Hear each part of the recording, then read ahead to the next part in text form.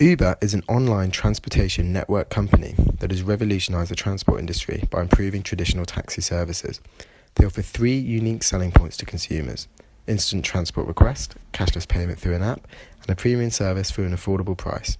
Since its inception in 2009, Uber has grown exponentially and is currently serving more than 40 million riders every month by operating in over 500 cities across 81 countries.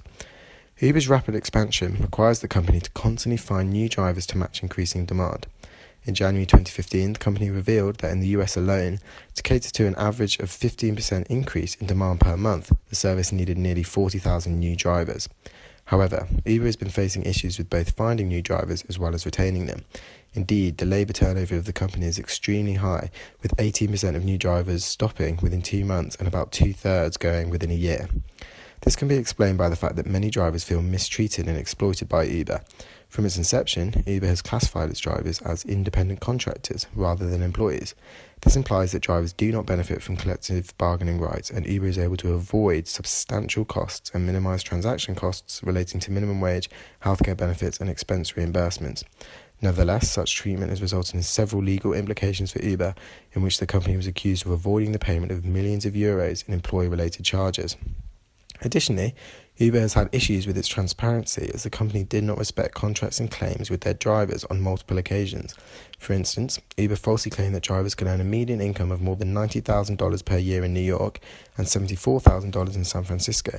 However, the US Federal Trade Commission proved that less than 10% of drivers earn that amount in reality. Another reason explaining the high labour turnover is the low fares imposed by Uber to its drivers. The exponential rise of Uber has placed increasing importance on the supply of drivers. In having more drivers, geographical coverage is improved, resulting in faster pickups and greater demand.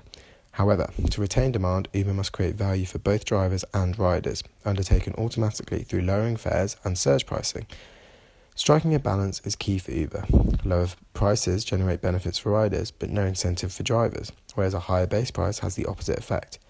Uber's strategy of surge pricing has allowed the lowering of base fares while still incentivizing drivers to operate in locations where the demand is highest. Uber's attempt to increase driver numbers by recruiting drivers from other lift-sharing apps is an unsustainable strategy, as drivers expect higher financial incentives for switching. To offset the cost of promotional incentives, Uber has reduced fares whilst maintaining the level of commission it receives, therefore lowering driver wages.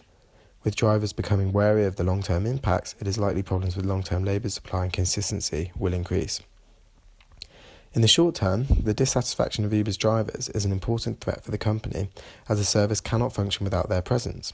As seen previously, the drivers' mistreatments already resulted in a high labour turnover and many judicial battles, slowing down Uber's supply chain efficiency. Uber is likely to benefit by engaging in more collaborative relationships with their suppliers by trying to understand the concerns and interests of their drivers. Changing the status of drivers to employees is not financially viable for the platform, owing to the legal obligations Uber would have to adhere to with respect to social benefits such as work-related expense reimbursements. However, Uber can still improve their relationship with the drivers by improving communication and considering their options, complaints and requests. Consequently, drivers would feel involved in the success of the company, resulting in high dedication and loyalty towards the company. Additionally, Uber should ensure that their drivers can still earn a decent wage in order to maintain its success, as drivers do remain crucial to the company's prosperity. The market for autonomous vehicles is one that will gain prevalence over the coming decades. For years, discussion of self-driving cars and the benefits of such technologies has been present, and it is clear that implementation is now not far away. So what are the implications of self-driving car developments for Uber, and what potential opportunities could present themselves? Uber recognised the importance of developing autonomous technologies. At the moment, Uber drivers keep approximately 80% of a fare. Even with maintenance and upkeep costs for new self-driving vehicles, removing their most expensive costs such as driver fees would enable Uber to maximise profits. It would allow Uber to substantially lower fares if they desired and attract more customers and ward off competitors such as Lyft. Additionally, self-driving cars, in theory, can operate for 24 hours a day. It is clear, therefore, that successful development of self-driving cars could benefit Uber hugely from a cost perspective, as well as radically shift their labour-driven digital supply chain towards one that is inventory-driven.